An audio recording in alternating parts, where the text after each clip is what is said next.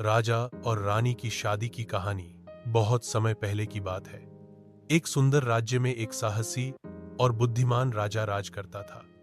वह न केवल युद्धों में वीर था, बल्कि अपने प्रजा का बहुत ख्याल भी रखता था। उसके राज्य में सब सुखी और संतुष्ट थे, लेकिन उसकी एक चिंता थी। उसने अब तक शादी नहीं की थी। एक दिन राजा शिकार पर गया। जंगल में भटकते हुए वह एक छोटे गांव में पहुंचा। वहां उसे एक साधारण लेकिन अत्यंत सुंदर और बुद्धिमान लड़की मिली। उसका नाम रानी था।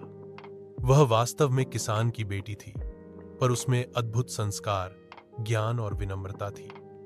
राजा उसके व्यवहार और बुद्धिमानी से बहुत प्रभावित हुआ।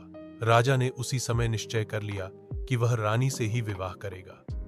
जब उसने रानी से बात की तो रानी ने कहा, राजन, मैं तब तक विवाह नहीं करूंगी जब तक यह न जान लूं कि आप केवल मेरे सौंदर्य से नहीं, बल्कि मेरे मन और विचारों से प्रेम करते हैं। राजा ने रानी की परीक्षा ली और रानी ने भी राजा की। दोनों ने एक दूसरे को समझा, परखा और फिर दोनों को विश्वास हो गया कि उनका बंधन सच्चा और मजबूत होगा। कुछ समय बाद भव्य समारोह में राजा और रानी का विवाह हुआ। पूरे राज्य में उत्सव मनाया गया। लोग कहने लगे, सच्चा प्रेम ओहदा नहीं देखता, बस दिल और सोच को पहचानता है। शादी के बाद रानी ने राजा के साथ मिलकर राज्य को और भी समृद्ध बनाया। दोनों ने मिलकर न्याय, प्रेम और करुणा से राज किया।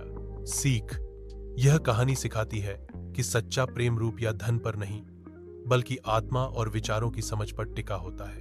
अगर आप चाहें तो मैं यह कहानी बच्चों के लिए कविता रूप में या और भी विस्तृत शैली में लिख सकता हूं। बताइए आपको कौन सा रूप पसंद आएगा। Ask chat GPT.